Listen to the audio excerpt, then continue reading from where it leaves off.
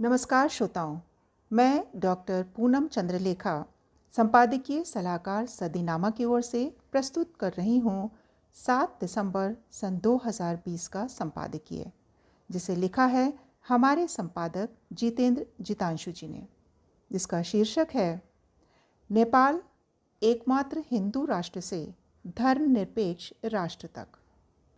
दोस्तों, शासन करने की एक पद्धति यानी राजशाही आज दुनिया के संभवतः किसी भी देश में देखने को नहीं मिलता। राजशाही आज पूरी तरह से समाप्त हो चुकी है। इनमें नेपाल भी एक प्रमुख देश है जो राजशाही के लिए खासा जाना जाता था, किंतु कई वर्ष पूर्व यहाँ भी राजशाही को पूरी तरह से खत्म कर दिया गया। इससे इसके हिंदू राष्ट्र की पहचान ही खो गई, ऐसा माना जाता है।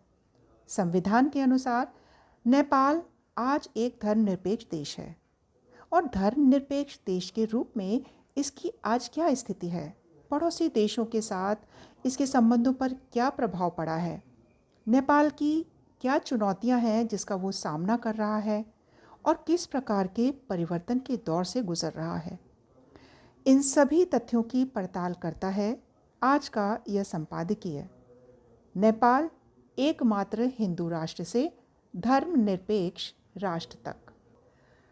नेपाल में राजशाही को खत्म हुए कई साल गुजर गए।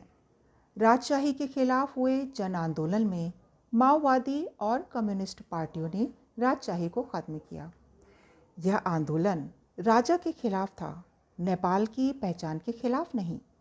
लेकिन इस आंदोलन ने राजशाही के साथ साथ नेपाल की हिंदू राष्ट्र की पहचान को भी समाप्त कर दिया।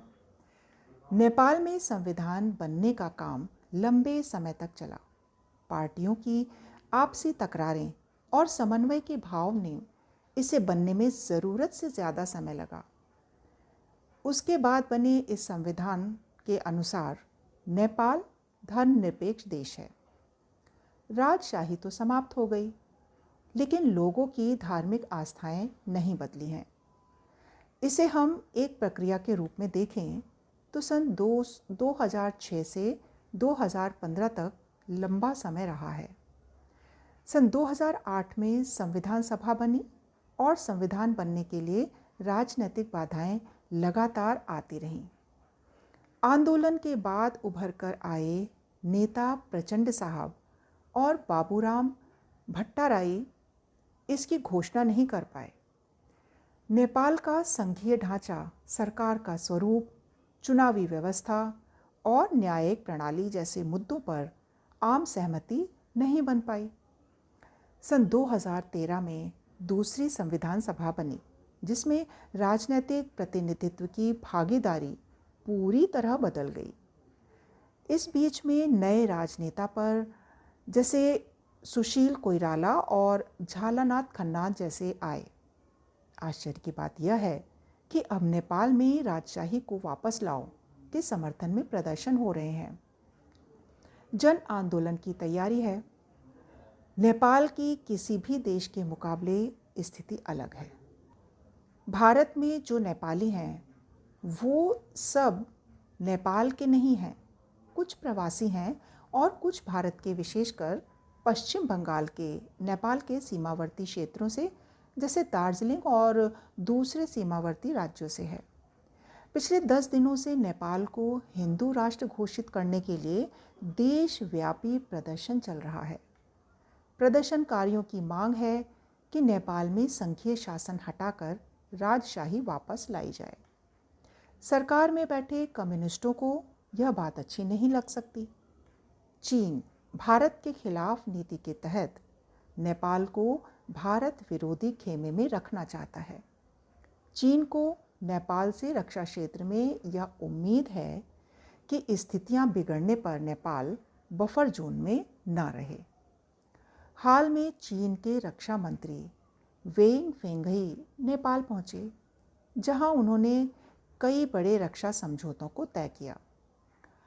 इसके साथ ही उन्होंने नेपाल को उसकी स्वतंत्रता, संप्रभुता को बरकरार रखने में चीन की ओर से विश्वास दिलाया।